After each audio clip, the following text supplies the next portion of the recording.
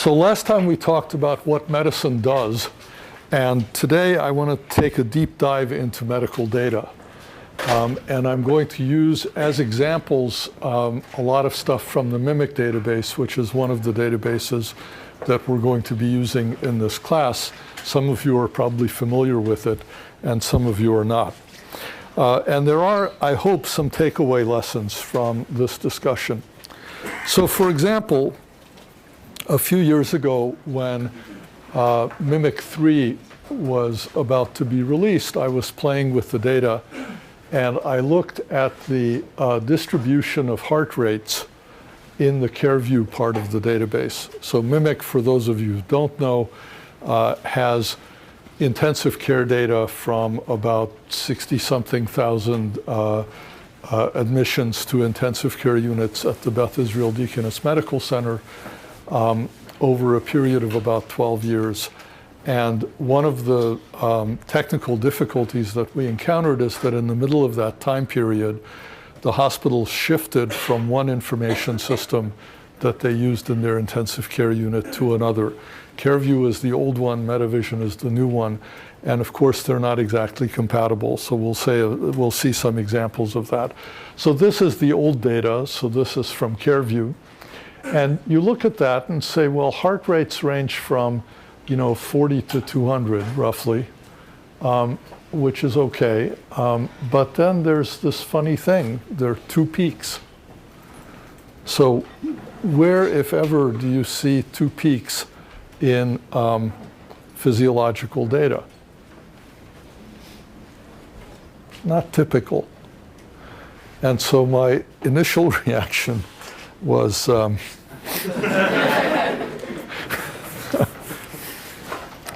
then I looked a little closer and I said, what do the heart rates look like from these two systems? And if you look in CareView, you see the picture that I just showed you, and if you look in Medivision, you see this other picture which looks more like what you would normally expect.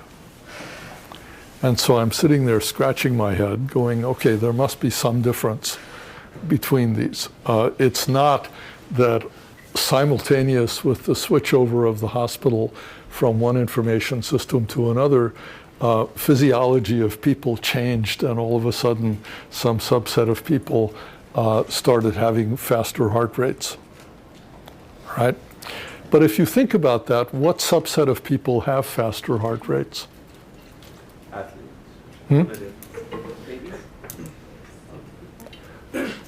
If you're in a stress test. Is it children? Yeah, kids, right? So I said, interesting. So anyway, if you look at the statistics, you see that the mean heart rate in CareView is 108, and the mean heart rate in Medivision is 87. But of course, means are not that meaningful when you look at these bimodal distributions.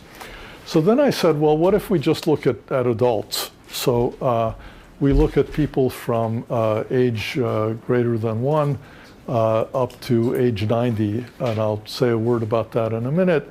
And I look at those two distributions, they look pretty close. They look pretty similar. So that means that the number of patients of different ages in the adult group is similar in the two data sets. But if I don't exclude the very young or the very old, then I see this funny distribution where I have suppressed ages greater than 90, but not the young. And what you see is that in CareView, there's this giant spike at age 0, right? So what happened at the hospital is that under the old system, it was also being used in the NICU, the neonatal intensive care unit. And the new system was not being used in the NICU, and therefore they didn't capture data about babies. All right, and in fact, if you look at age versus heart rate of the entire population, you see two very peculiar things. So here are the adults that we've been talking about, and here are the babies, and sure enough, they have higher heart rates. And then here are these 300-year-old people You go, wow, I don't think I'm going to have a heart rate when I'm 300 years old. So who are those people? Anybody have a clue?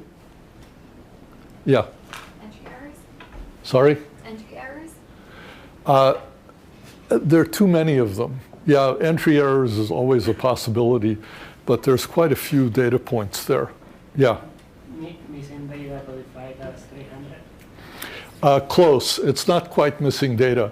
So HIPAA, the Health Insurance Portability and Accountability Act, defines a set of criteria about protecting personal health information.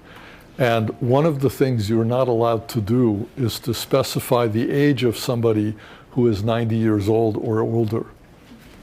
And the reason is because the number of 97-year-olds is pretty small.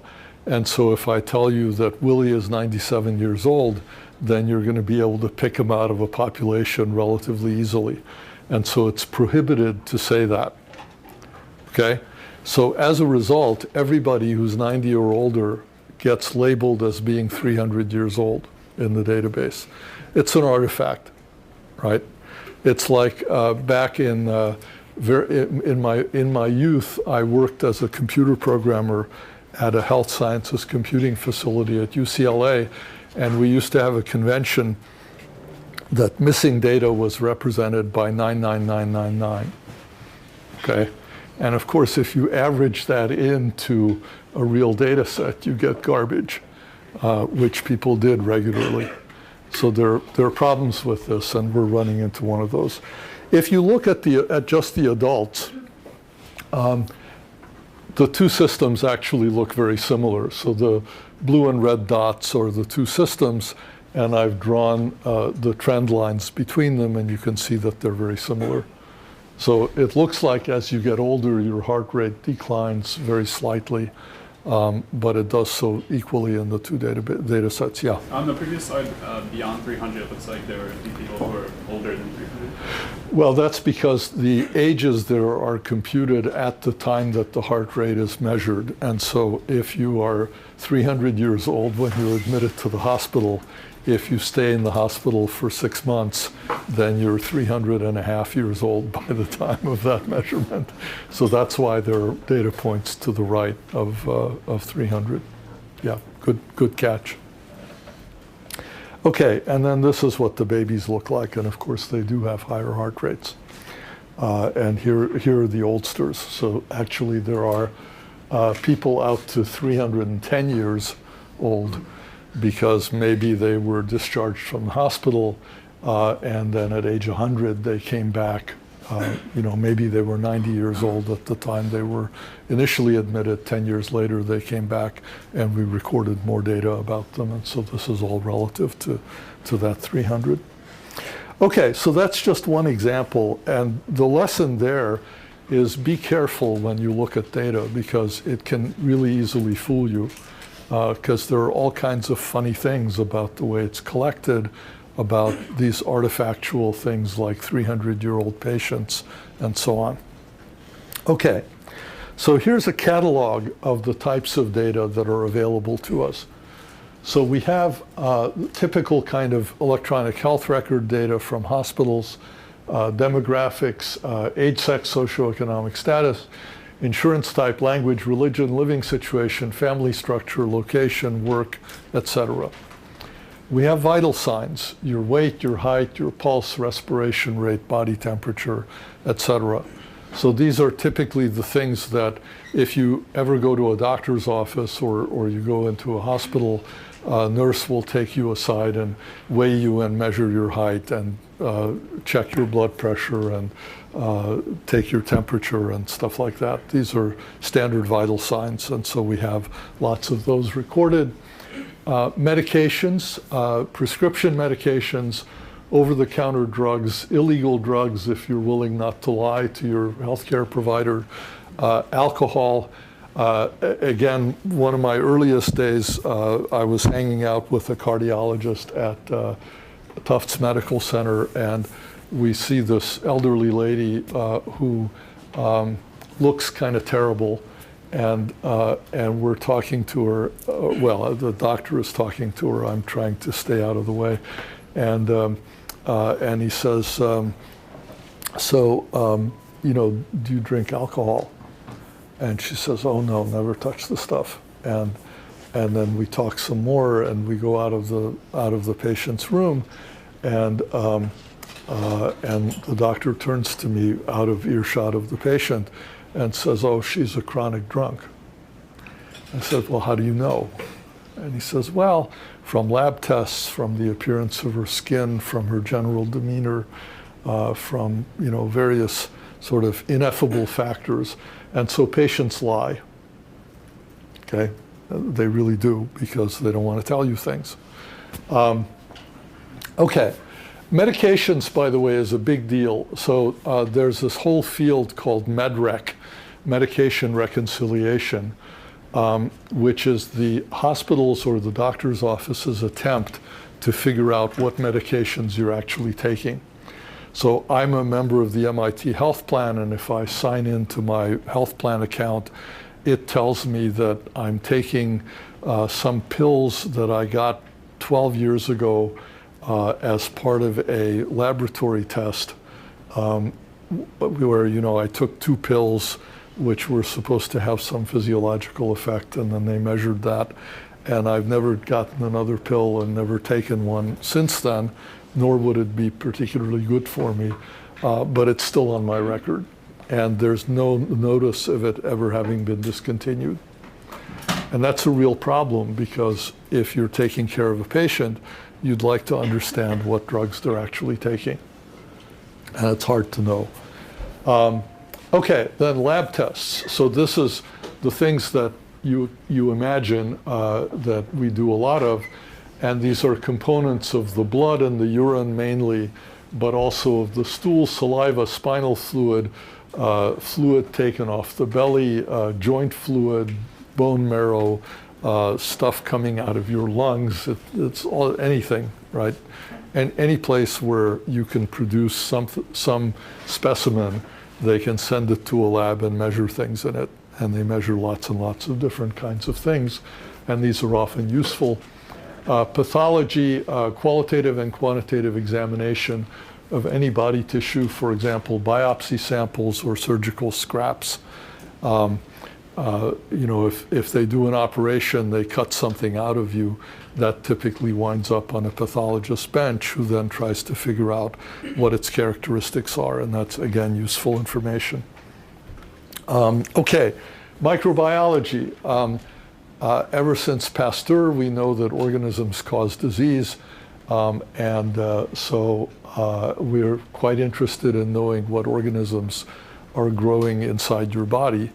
And typically, testing is not only to identify the organism, but also to figure out which antibiotics it's sensitive to and insensitive to. And so you'll see things like reports of sensitivity testing at various dilutions. In other words, they try to give a strong dose of an antibiotic, a weaker dose, a weaker dose, a weaker dose, a weaker dose, to see which is the minimum level of dosing that's enough to kill the bacteria. There's a comma missing there, but input-output of fluids is another important thing, because people, especially in the hospital, often get either dehydrated or overhydrated, and neither of those is good for you, and so trying to keep track of what's going into you and what's coming out of you is important. Then there are tons of notes. So an important one that we're going to look at in this class is discharge summaries. So these are the typically long notes that are written at the end of a hospitalization. So this is a summary of why you came in, what they did to you, the main things they discovered about you, and then plans for what to do after your discharge. Where are you going to go? What drugs are you going to be taking? When are you supposed to come back for follow-up, et cetera. I'll show you an excruciatingly long one of those later in the lecture today. But we also have notes from attendings under residents, nurses, various specialties, consultants, the referring physician, if somebody sends you to the hospital, that doctor will usually write a note saying, this is what I'm interested in, here's why I'm sending in the patient.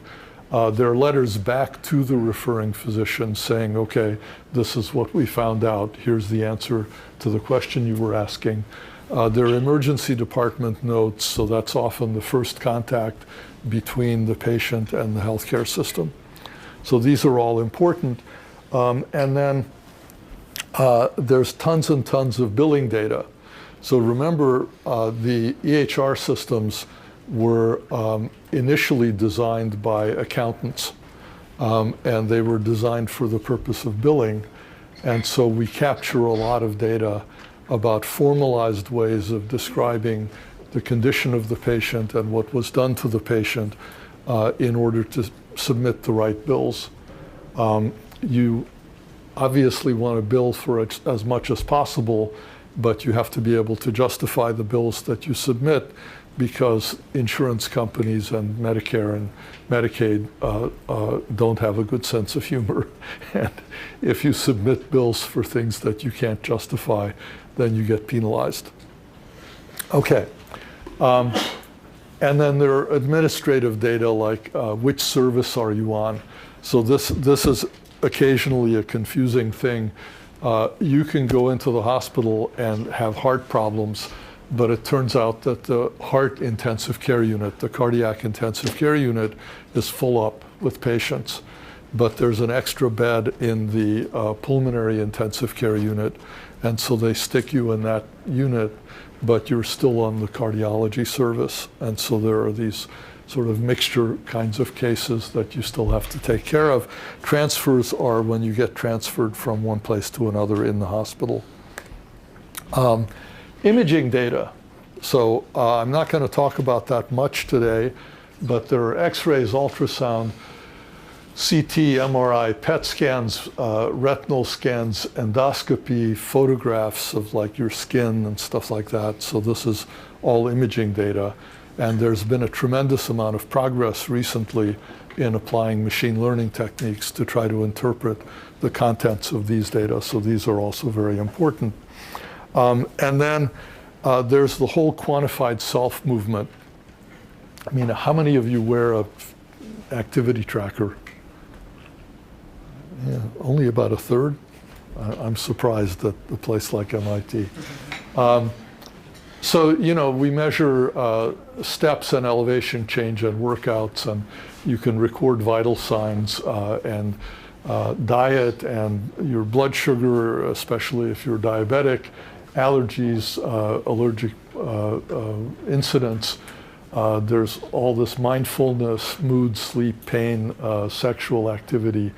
And then people have developed this idea of N of 1 experiments where, for example, I had a student some years ago who suffered from psoriasis.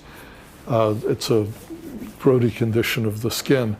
And the problem is there are no good cures for it. And so people who suffer from psoriasis try all kinds of things. You know, they stop eating nuts for a while, or they douse themselves with vinegar, or they do, you know, whatever crazy thing comes to mind. And we don't have a good theory for how to treat this disease, but on the other hand, some things work for some people. And so there's a whole methodology that has been developed that says when you try these things, act like a scientist, have hypotheses, take good notes, collect good data, be cognizant of things like onset periods where, you know, you may have to drip vinegar on yourself for a week before you see any effect. So if it doesn't do anything after one day, don't stop. And furthermore, if you stop, then don't start something new immediately, because you will then be confused about whether this is the effect of the thing you were on before or the new thing that you're trying. So there's all sorts of ideas like that. Okay, so this is a slide from our paper on MMIC3, and it gives you a kind of overview of what's going on with the patient. So if you look at this, I'm going to point with my hands. At the top is something very important. This patient starts off at full code. That means that if something bad happens to him, he wants everything to be done to try to save him. And he winds up in comfort measures only, which means that if something bad happens to him, he wants to die. Or his family does if he's unconscious, right? So what else do we know about this guy? Well, GCS is the Glasgow Coma Score, and it's a way of quantifying people's level of consciousness. And you see that at the beginning, this patient is oriented and then gets confused and finally is only making incomprehensible words or sounds. Motor, he's able to obey commands. Eventually, he's only able to flex when you stimulate his muscles, so he's no longer conscious. Eye movements, he's able to follow you spontaneously. He's able to orient to speech, and eventually no orientation at all. So this is clearly somebody who's going downhill quickly, and in fact dies at the end of this episode. Now, we then look at labs, so we can see what is their level of platelets at about the time that they're measured, their creatinine level, their white blood cell count, the neutrophil percentage, et cetera. There's not every possible data point on this slide. This is just illustrative. The next section is medications. So the person is on morphine. They're on vancomycin, which is an antibiotic. Piperacillin, I don't know what that is. Somebody know? Antibiotic. It's what? It's antibiotic. Okay. Sodium chloride 9%, so that's just keeping them hydrated. Amiodarone and dextrose, so dextrose is giving him some energy. And then these are the various measurements. So you see the heart rate, for example, is up pretty high and is going up near the end. The oxygen saturation starts off pretty good, but here we're down to 60% or 50% O2 sat, which is supposed to be above about 92 in order to be considered reasonable. So again, this is a very consistent picture of things going very badly wrong for this particular patient. So this is all the data in the database. Now, if you want to try to analyze some of this stuff, you can say, well, let's look at the ages at the time of the last lab measurement in the database. So we have the times of all the lab measurements. So we can see that many of the ICU population are fairly old, right? There's a relatively small number of young people and then a growing number of older people in both females and males. If we look at age at admission by gender, so this is age at admission, not age at the time the last lab measurement was done. It's pretty similar curve. So we see that females were 64.21 at time of last lab measurement, 63.5 at the time of admission. So we can look at demographics, and demographics typically includes these kinds of factors, which I mentioned before. And again, if we're interested in the relationship between this and, for example, the age distribution, we see that if you look at the different admission types, so you can be either admitted for an emergency, for some urgent care, or electively. And it doesn't seem to make a whole lot of difference, at least in the means of the population age distribution. On the other hand, if you look at insurance type and say who's paying the bills, there's a big difference in the age distributions. Now, why do you think that private insurance drops way off at about 65? Isn't insurance always covered for everyone times state? It's because of Medicare. Yeah. So Medicare covers people who are 65 years old. There's a terrible story I have to tell you. I was talking to somebody at an insurance company. was a bit cynical, and he said, suppose that you see a 63-year-old patient who's developing type 2 diabetes. What should you do for him? Well, there are standard things you should do for somebody developing type 2 diabetes, like get him to eat better, get him to lose weight, get him to exercise more, et cetera, et cetera. But his cynical answer was absolutely nothing. Okay, why? Well, it's very cheap to do nothing. Most people who develop type 2 diabetes don't get real sick in the next 2 years. And by the time this patient is 65, he'll be the government's responsibility, not the insurance companies. Okay, nice. Okay, so of course, a lot of the elderly are insured by Medicare or Medicaid. Not that surprising. Self-pay is a pretty small number because it's insanely expensive to pay for your own health care. What about where you came from? Right? Were you referred from a clinic, or were you an emergency room admit, or were you referred from an HMO, or et cetera?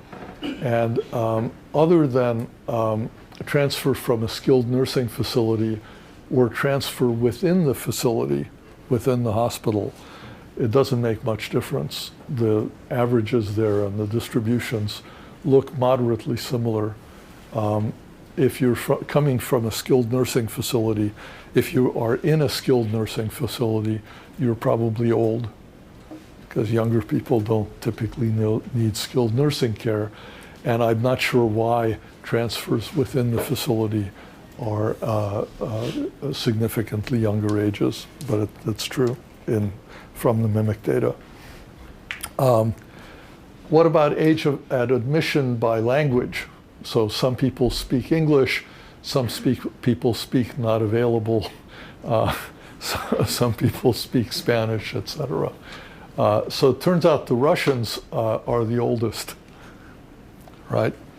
And that may have to do with immigration patterns, or I don't know exactly why. But that's the data. That's what the data show. If you do it by ethnicity, it turns out that African Americans, on the whole, are somewhat younger than whites, and Hispanics are somewhat younger yet. So that means that those subpopulations apparently need intensive care earlier in life than whites. So this is a topic that's very hot right now, discussions about how bias might play into healthcare. Yeah. What does unable to obtain mean? It just means that, you know, somebody refused to say what their ethnicity was. They were asked. Yeah. I think, I'm not positive. So just to confirm, this also represents like Boston's population dynamics too, right? It's the catchment basin of the Beth Israel Deaconess Hospital, which is Boston clearly, but there are all, you know, it turns out that like a lot of North Shore people go to Mass General, and so different hospitals have different catchment basins. And does it have anything to do with like, is this just the ICU, or is this everybody who goes to the hospital or the ER, or what's? These are all people who at some point were in the ICU. Okay. So these are the sicker patients. Yeah. So, just double check, this means that there's a higher proportion of Black African American people in the population here as well, because the red is higher than the others? No, actually, I don't remember if I have that graph. I think this is cumulative. Oh, okay. Okay, so the most people are white, for whatever the definition of white we're using. And I think it's only the increment that you see on top. Okay. All right, how about marital status? Well, according to this, it's bad to be single.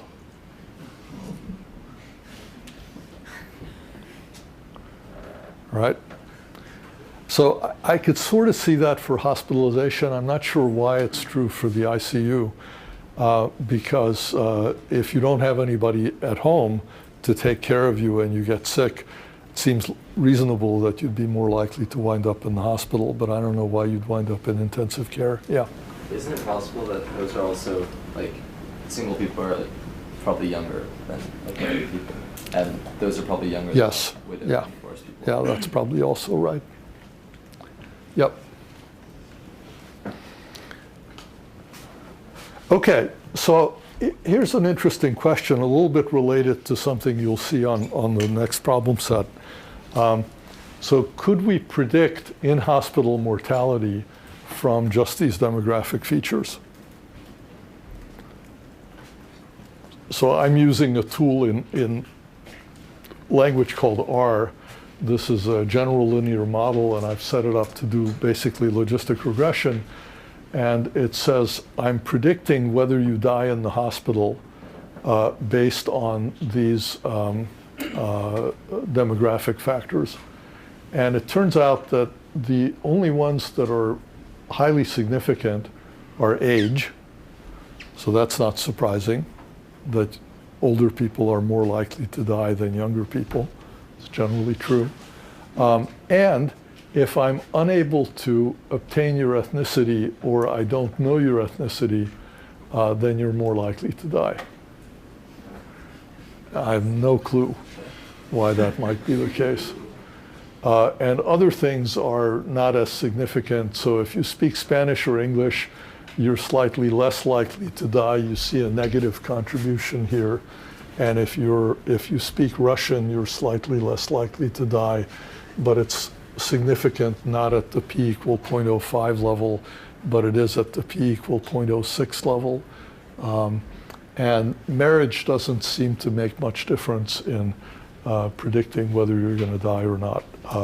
Now remember, this is ICU patients, and we're looking at in-hospital mortality. Yeah. Is for ethnicity, can they learn that at any point during the stay, or just right at the beginning, or do you know? Because I don't know. I don't know. Because it could be that unable to obtain means that they died before we could ask them.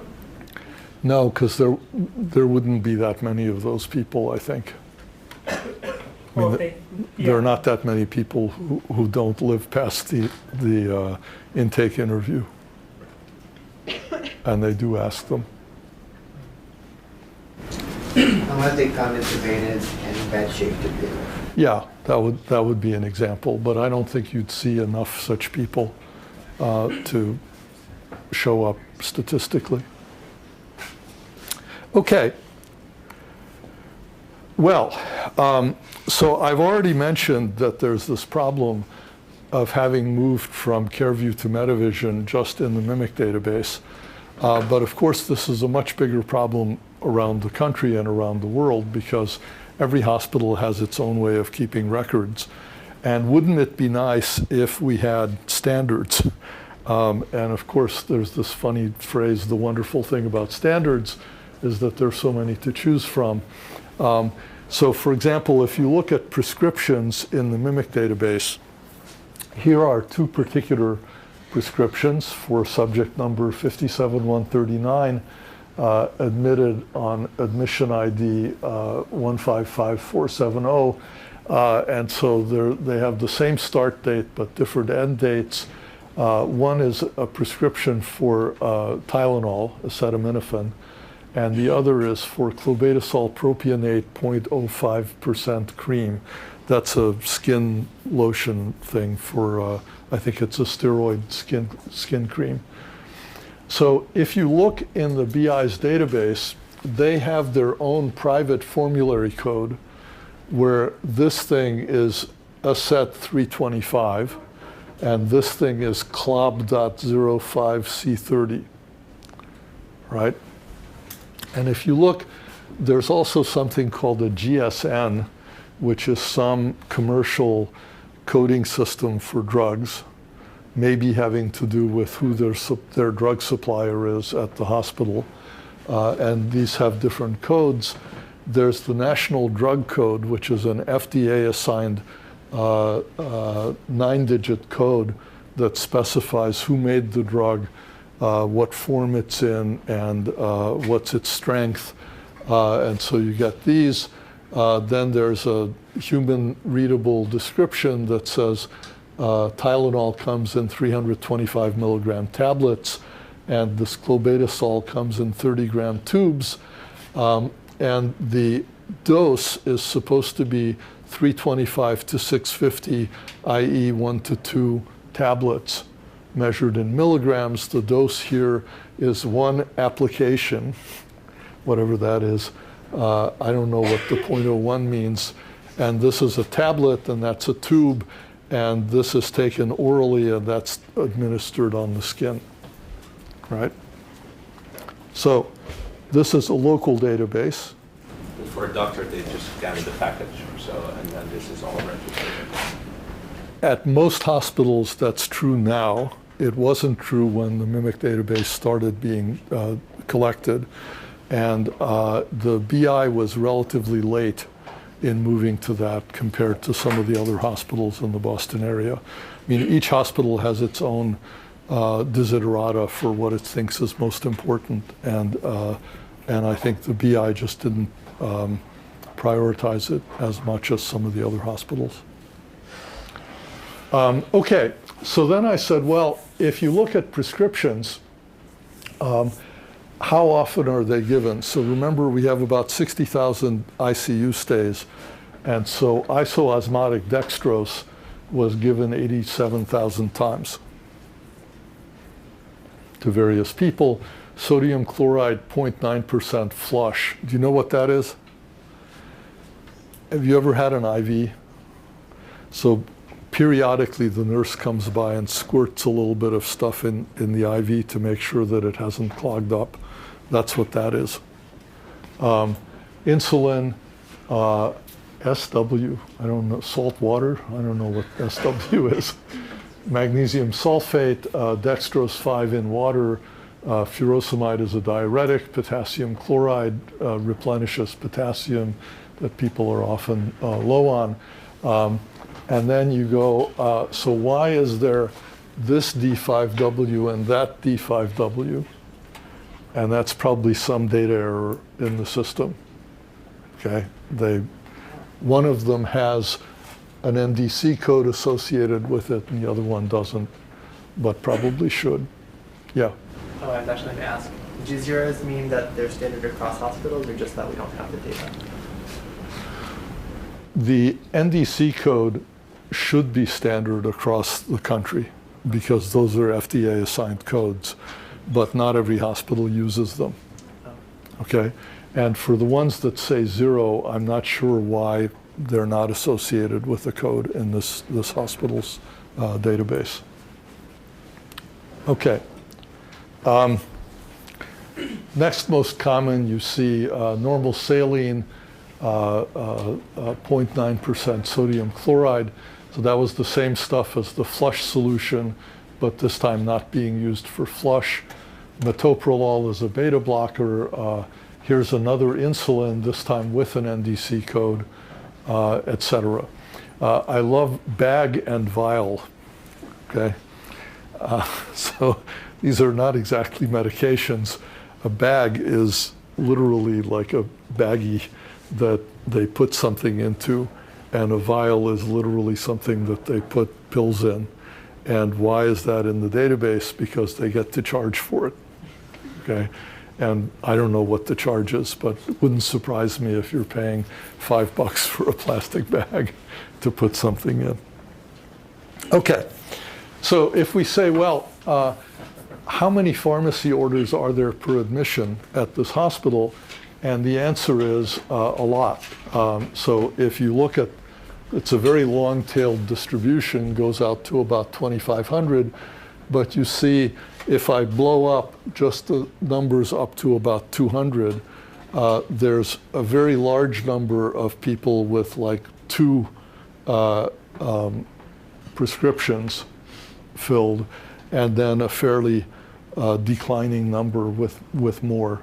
And then it's a very long tail. So can you imagine, 2,500 things prescribed for you during a hospital stay? Well, a little more about standards. So NDC is probably the best of the coding systems, and it's developed by the FDA. The picture up on the top right shows that the first 4 digits are the so-called labeler. That's usually the person who produced the drugs, or at least the person who distributes them. The second 4-digit number is the form of the drug. So whether it's capsules or tablets or liquid or whatever, and the dose. And then the last 2 digits are a package code, which translates into the total number of doses that are in a package. Right, so this is a godsend, and all of the robotic pharmacies and so on rely on using this kind of information nowadays.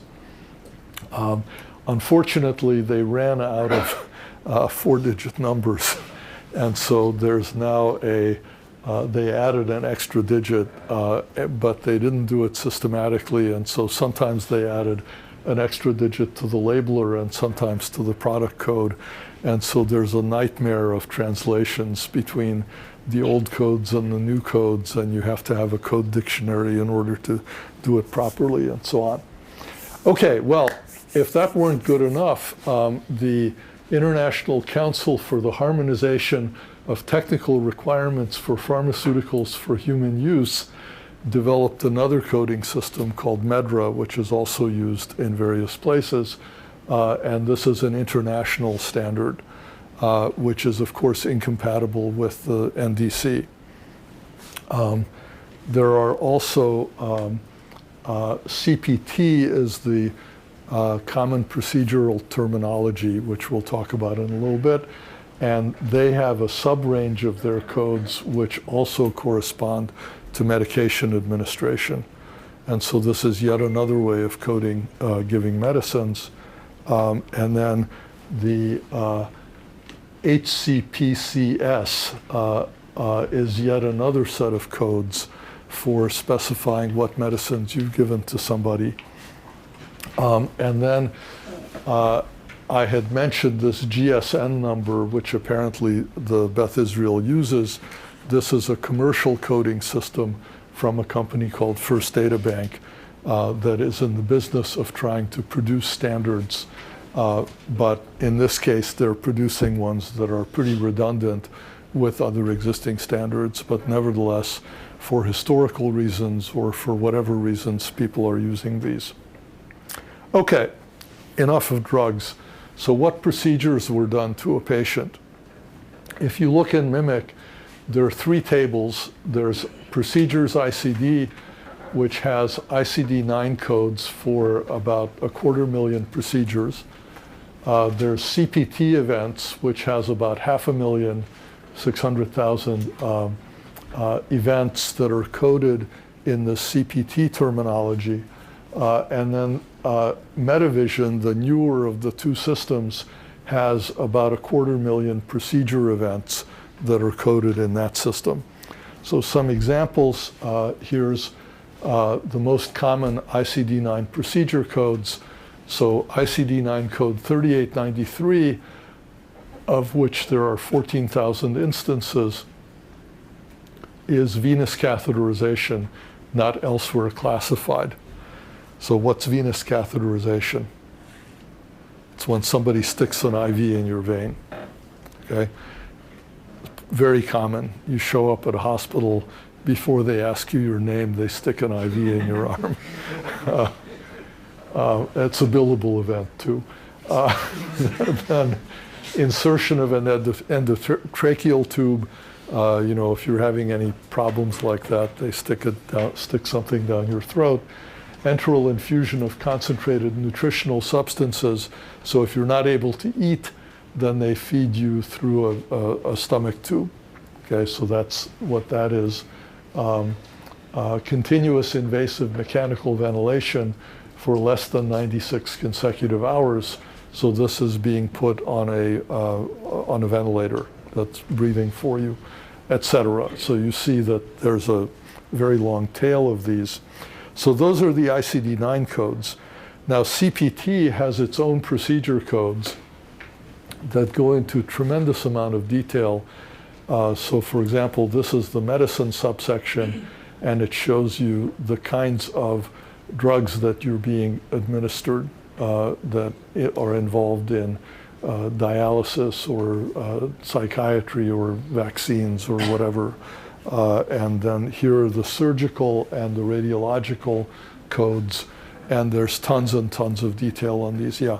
So how come they put these codes as like 1000 to 1022? Like, this seems really annoying for anyone. No, these are categories. So if you drill down, there's a there's a fan out of that tree, and you get down to individual codes. Just as a nasty surprise, CPT is owned by the American College of Physicians, and they could sue me if I showed you the actual codes because they're copyrighted. And you have to pay them if you use those codes. So it's crazy. Okay, so if you look at the number of all of these codes per admission, you see a distribution like this, or if I separate them out, you see that there are more ICD-9 codes and fewer of the CPT and the codes that are in Medivision, but they look somewhat similar in their distributions. Okay, lab measurements. So you send off a sputum sample, blood, urine, a piece of your brain, something. They stick it in some goo and measure something about it. So what is it that they're measuring? Well, it turns out that hematocrit is the most common measurement. So this is how much hemoglobin is in your blood, or what fraction in your blood, and is very important for sick people. And the second most important is potassium, then sodium, creatinine, chloride, urea, nitrogen, bicarbonate, etc. So this is a long, long list of different things that can be measured, and all this stuff is in the database. So for example, here's patient number 2 in the database, on July 17th of 2138, this is part of the de-identification process to make it difficult to figure out who the patient actually is. This person got a test for their blood, and they reported atypical lymphocytes. So there are a couple of interesting things to note here. One is that some things have a value and others don't. So this is a qualitative measure, so there's no value associated with it. Just the fact of the label tells you what the result of the test was. The other thing that's interesting is this last column, which is LOINC, and I'll say a word about that in a minute, actually right now. So LOINC is the Logical Observation Identifiers, Names and Codes. It was developed by our colleagues at Reagan Street Clinic in Indiana about 15 years ago, maybe 20 years ago at this point. And the attempt was to say every different type of laboratory test ought to have a unique name.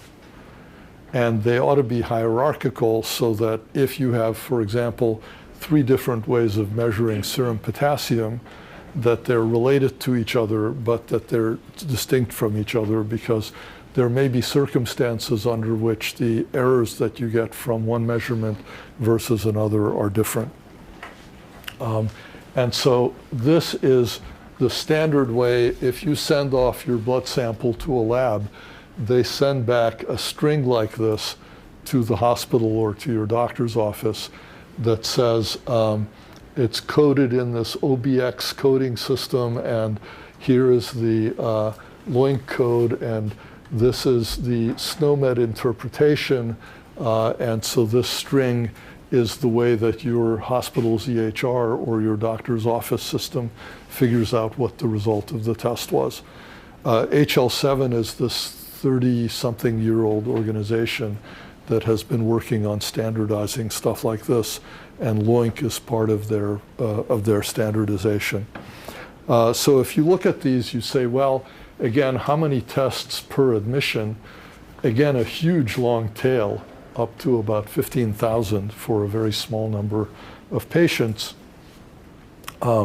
If you look at lab tests per admission, you can do a log transform and get something that looks like a more reasonable distribution. By the way, that's a very generic lesson when we're going to do analyses of these data, is that often doing a transform of some sort, like in this case a log, takes some funny looking distribution and turns it into something that looks plausibly normal, which is better for a lot of the techniques we use. Yeah. So across hospitals, do like long codes mean the same thing? Like for instance, Yes. like hematocrit at one hospital and at Yes. the other, like the same? The Yes. units in the right the same? Yes, that's the whole idea of creating the standard. And that has been pretty successfully adopted. Okay, chart events. So these are the things that nurses typically enter at the bedside. And so there are 5.1, 5.2 million heart rates measured in the MIMIC database. And CalPrevFLG is an artifact. It exists in every record, and it's some calibration, something or other that doesn't mean anything. I've never been able to figure out exactly what it is. SpO2 is the partial pressure of oxygen in your blood. If you use a pulse oximeter, that's what that's measuring. Respiratory rate, heart rhythm, ectopy type, ... Now, you might be troubled by the fact that here's heart rate again, right? But I've already shown you this, that heart rate in CareView and heart rate in MetaVision were coded under different codes in the joint system that we created out of those two databases. And so you have to take care of figuring out what's what if you're trying to analyze this data. Not only do we have that problem of different age distributions across the two different data sets, but we also just have the mechanical problem that there will be things with the same label that may or may not represent the same measurement at different times in the system. Okay. This is the number of chart entries per admission, again on a log scale. So you see that there are about 10 to the 3.5 chart entries per admission. So, you know, thousands of admissions, of chart events per admission. We also track outputs. So Foley catheter allows your bladder to drain without your having consciously to go to the bathroom. So they collect that information. There are 1.9 million recordings of how much fluid came out of your bladder. Chest tubes will drain stuff out of your chest if you have congestion. Urine is if you pee regularly, stool out, etc. And again, I'm not sure I understand what the difference is between urine out Foley versus Foley. They may be the same thing, but one from CareView and one from MetaVision. So again, typical kinds of problems.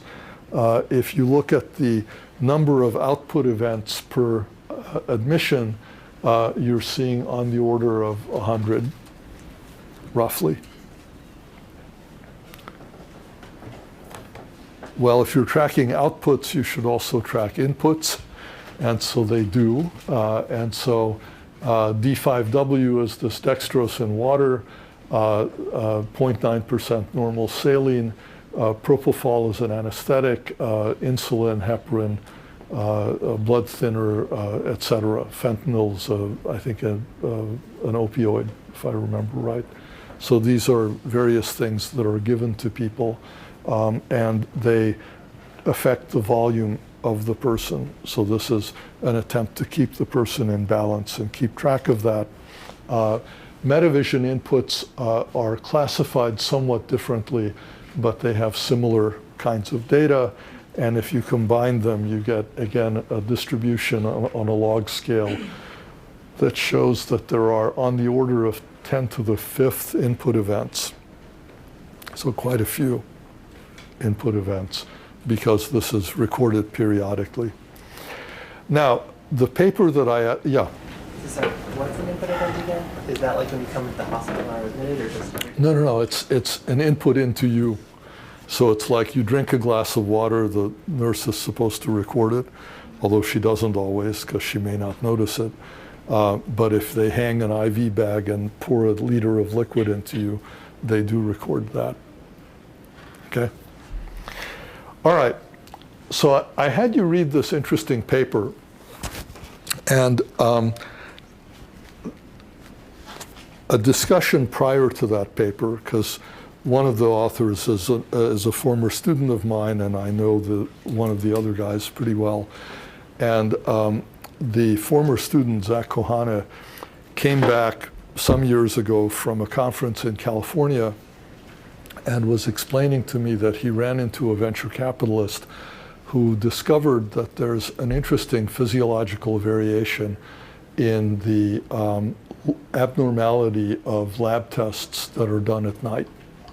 And he suspected that there's a diurnal variation, that lab tests actually become more abnormal at night than they do during the day. And Zach, who is not only a computer science PhD, but also a practicing doctor, turns to him and says, "You're an idiot," right? Who has their blood drawn at 3 o'clock in the morning? It's typically not healthy people, right?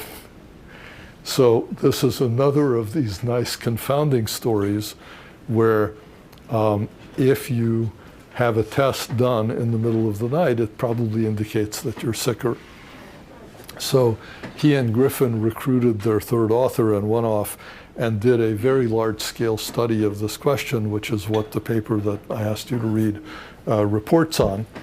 And so I said, well, I wonder if I could reproduce that study in the MIMIC database. And the answer, just in case you get your hopes up, was no. In large part because we just don't have the right kind of data. So there are not that many white blood counts that were measured in the MIMIC database, for example. But if you look at this is MIMIC data, and if you say, what's the fraction of abnormal white blood count values by hour? So this is midnight to midnight. And each hour, there's some fraction of these test results that are abnormal. And sure enough, what you see is that at 5 o'clock in the morning, a much higher fraction of them is abnormal than at 3 o'clock in the afternoon, okay? Which is consistent with Zach's peremptory comment about the guy being an idiot. So once again, I said, well, can we build a really simple model that predicts who's going to die in the hospital in this case? That's the easiest one to predict because I have that data. We could get 3-year survival data, which is what they were looking at, but it's harder and it runs into censoring problems of what happens if the person was hospitalized less than 3 years before the end of our data collection period and so on. And so I avoided that. But what this is showing you is for each of the hours 0 to 24, what is the number of measurements, and for each of those hours, what is the fraction of those measurements that's abnormal? Okay, so I said, well, let's just throw it into a logistic regression model, and what comes out is something really weird, which is that a few particular hours are significant, but most of them are not, and that looks like noise to me, right? Because you wouldn't expect that that at 8 o'clock in the morning, the fact that you had something measured matters, but at 9 o'clock in the morning it doesn't. That doesn't seem sensible. So I don't think there's enough signal here. And in fact, when I looked at the number of white blood count measurements at night and relate it to mortality. So false means people lived and true means they died. But you see that there's not a whole lot of difference between the distributions. But you also see that the number of white blood counts is relatively small in this database. And so I think we just don't have enough data to do it. On the other hand, if you look at a panel of different drugs, you look at mean values of blood urea nitrogen or calcium chloride, CO2, et cetera, you see that there is variation across time. So there is some sort of variance that's either caused by the diurnal physiology of the human body or by the routine practice of medicine about when people choose to take lab measurements. And in fact, if you look at the fraction of high and low lab values, they do vary by hour. And in particular, if you look at white blood counts, you see that the fraction of high values goes up at night, and the fraction of low values goes down at night, right? Which is consistent with what they saw as well. There's another way to measure it, which is instead of using normal ranges, the lab actually gives you a call that says, is this value normal, low, or high? And we can use that. That's a little bit more subtle because it depends on calibration of the equipment and is updated as the calibration changes. So that's probably a little bit more accurate. But you see essentially the same phenomenon here. But if you look at the distributions of when measurements are done that turn out to be normal versus when they turn out to be abnormal, there's a lot of similarity between the normal and the abnormal curves of when those measurements are taken. So we're not seeing that. Okay, let me race through to the end. This is my heartbeat from my watch. You can actually download the stuff and put it in your favorite analysis engine and take a look. So here I was running across the Harvard Bridge, and if you look at my heart rate variability over the 30 seconds or so, you see that the interbeat interval ranges from about 550 to about 630, 600 and whatever, 20 milliseconds. And so you could calculate my heart rate variability, which is thought to be an indicator of heart health and so on. You can calculate that I was running at a pace of about 100, my heart was beating at a pace of about 100 beats per minute. So, you know, there's all sorts of information like that available. Now, as I said, I'm not going to get into this today, but this was a very successful, recently published paper where they're able to take a look at images of the lung. So this is a transverse scan of the lung, and they have a deep learning machine that is able to identify these two yellow marked things as pulmonary emboli, as opposed to these other things that are just random flecks in the tissue. And I can't do that by eyeball. Maybe a good radiologist might be able to. But this is claimed in the paper to outperform decent radiologists already. This was one of the articles that led Jeff Hinton to make this rather stupid pronouncement that said, tell your children not to become radiologists because the profession will be over by the time they get fully trained, which I don't believe. They may do different things, but they won't go away. This was a slide from Ron Kikinis at the Brigham, and they're using automated techniques of analyzing white matter in order to identify lupus lesions. So lupus is a bad disease that shows up in these magnetic resonance images in certain ways. The last thing I want to talk about today is notes. So my students did a little exercise last semester where we tried to see how good is the average ape, namely member of my research group, at predicting mortality? Okay, and so we took a bunch of cases from the MIMIC data set, blinded to the question of whether the person lived or died. We gave the data to people in a kind of visualization tool, sort of like the one that I showed you earlier, that summarizes the case, and then also gave people access to the notes, the de-identified notes about those cases, to see whether people could predict better than a coin flip whether somebody was going to live or die. And the answer is yes, slightly better. Okay, not immensely better, but slightly better.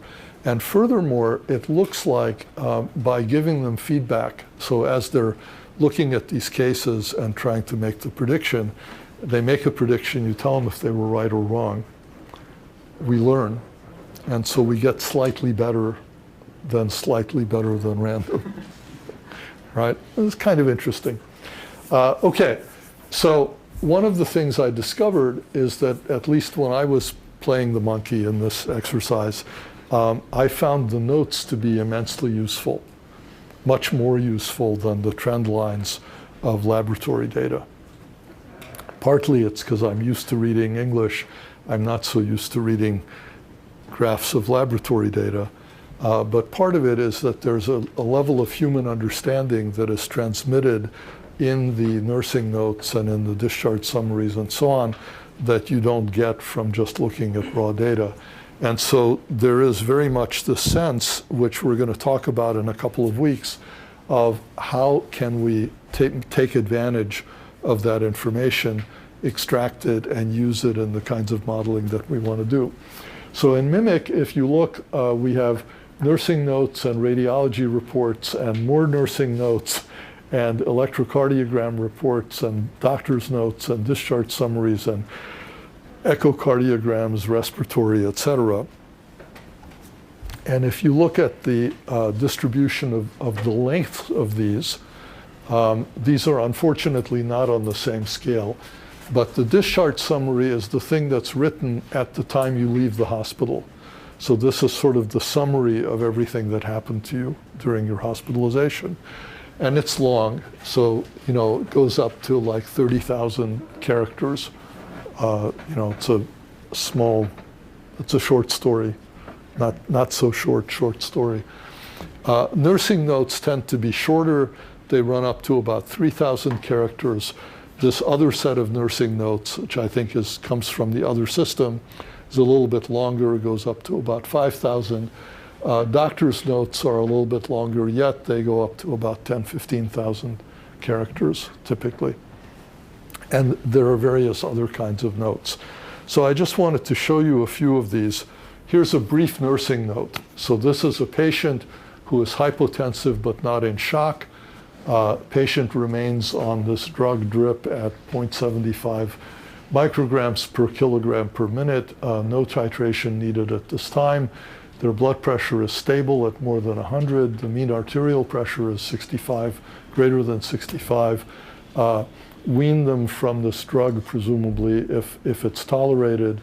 Wound infection, so anterior groin area open and oozing, moderate amounts of thin pink tinged serous fluid, patient stooling with small amounts of stool on something and dangerously close to the open wound, etc. So this is sort of the nurse's snapshot. She just went in, saw the patient. By the way, I say she, but probably a vast majority of nurses in Boston area hospitals really are women, but there are some male nurses. And we'll record sort of a snapshot of what's going on with the patient. What are the concerns? In principle, this is going to be useful not only as a part of the medical record, but also when this nurse goes off shift and the next nurse comes on shift, then this is a recording of what the state of the patient was the last time they were seen by the nurse. In reality, the nurses tend to tell each other verbally rather than relying on the written version.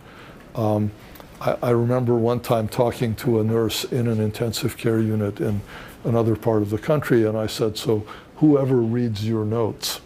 And she says, quality assurance officers. So the hospital has people responsible for trying to assess the quality of care they're giving, and lawyers when there's a lawsuit. And she was very happy because she had saved the hospital $10 million by having carefully recorded that some procedure had been done to a patient who then had a bad outcome and was suing the hospital for their neglect in not having done this. But because it was in the note, that was proof that it actually had been done, and therefore the hospital wasn't liable. But there's a lot of information in here. Now I'm going to show you many pages of a typical discharge summary. So this is somebody on the surgery service who came in complaining of leg pain, redness and swelling secondary to infection of left femoral popliteal bypass. So she had surgery, I think female. She had surgery which didn't heal well. Major surgical or invasive procedure, incision and drainage and pulse irrigation of the left groin and left above knee popliteal site, incisions with exploration of bypass graft, and excision of the entire left common femoral artery to above knee, blah, blah, blah, blah, blah, blah. So this is what they did. History of the present illness. She's a 45-year-old woman who underwent a left femoral AK doctor something or other with PTFE, whatever that is, over a month ago on a certain date. By the way, these bracket asterisk things are where we've taken out identifying information from the record. She had been doing well postoperatively and was seen in the clinic 6 days prior to presentation. At this time, she acutely developed nausea, vomiting, fevers, and progressive redness, swelling, pain of her left thigh, etc. Okay, so that's just page 1 of many pages. Yeah. Just a question, is this completely these information fields, there's no help, there's no autocomplete if you type a patient's name or date? Not in this system. There are people, Henry Chue at Mass General spent 10 years building a system that had autocomplete and so on. And some doctors liked it and some doctors hated it. And the MGH threw out all of their old systems in order to buy Epic. And so it's gone. It was like 10 years of work down the drain. But it was not a spectacular success. So, because whenever you have like autocomplete, you have to anticipate every possible answer. And people are very creative and they always want to type something that you didn't anticipate. So it's hard to support it.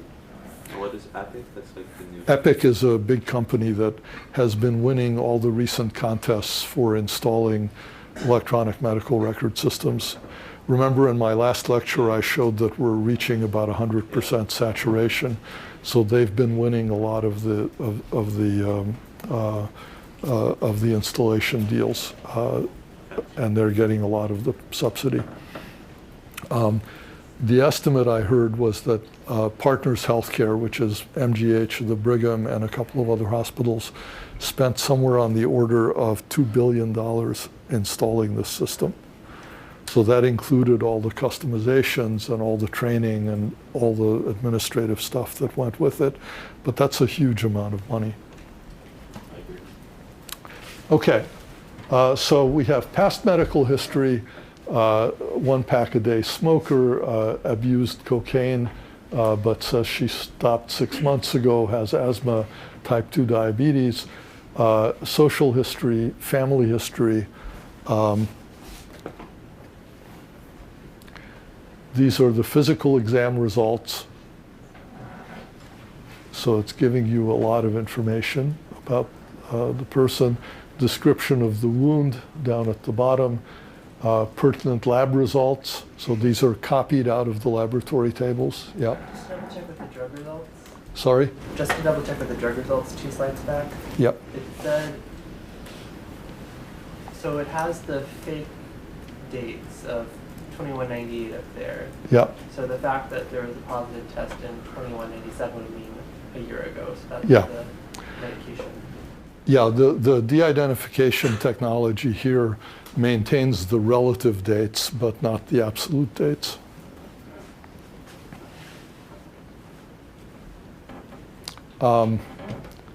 So these are results, again, copied out of the laboratory database into the discharge summary, brief hospital course, and then a review of systems. So what's going on neurologically, cardiovascular, pulmonary, GI, GU, et cetera, infectious disease, endocrine, hematology, prophylaxis, and at the time of discharge, the patient was doing well. No fever and stable vital signs, tolerating a regular diet, ambulating, voiding without assistance, and pain was well controlled. Medications on admission, so this was the medication reconciliation. Discharge medications, so this is what she's being sent home on. Discharge disposition is to the home with some follow-up service, and she's going home, and the discharge diagnosis is infected left femoral popliteal bypass graft, and the condition, and these are the instructions to the patient that say, you know, here's what you can do, here's when you should come back and tell us if something is going wrong, et cetera. And here's what you should report if it happens. You know, if you have sudden severe bleeding or swelling, do this. Follow up with doctor somebody or other, call his clinic at this number to schedule an appointment, and then follow up with doctor somebody else in 2 weeks. Okay. I think this is the same one. So just a couple of final words about standards. So you saw in David's introductory lecture a reference to Odyssey, which is a standard method of encoding the kind of data that we're talking about today. There's a likelihood that the next release of the MIMIC database will adopt the Odyssey formats rather than the, yeah, David's shaking his head, wondering why. Me too. Odyssey doesn't handle clinical notes very well yet. Well, so, you know, what always happens is you say, I'm going to adopt this standard asterisk with the following extensions. And that's probably what's going to happen. But it means that the central tables, you know, the ICD-9 code tables and the drug tables and things like that are likely to wind up adopting the formats of the Odyssey database.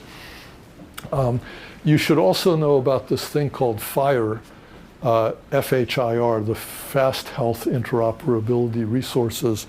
So HL7 is the standards organization that had a tremendous success in the early 1990s in solving the problem of how to allow laboratories to report lab data back to the hospitals or the clinics that ordered the labs. And that character string with the up arrows and the vertical bars and so on that I showed you before that had LOINC encoded in it is that standard. That's called HL7 version 2. It's still in use very widely. They then got ambitious and suffered second system syndrome, which is they decided to build HL7 version 3, which I used to teach in a class here 10 years ago, but one of my friends who works for a company that helps hospitals implement that sent me like a 38 megabyte PDF file that describes what you need to know in order to implement that system. And as a result, nobody was doing it.